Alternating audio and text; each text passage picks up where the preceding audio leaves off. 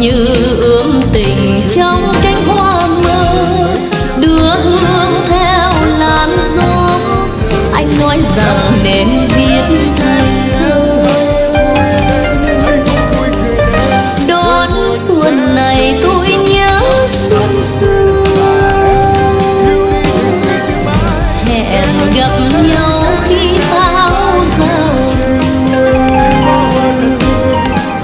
Em đứng chờ anh dưới sông Hương, anh đi qua đầu ngõ, hỏi nhau rằng xuân đã về chưa.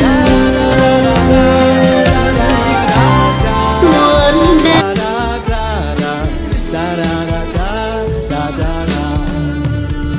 Bài thứ gì?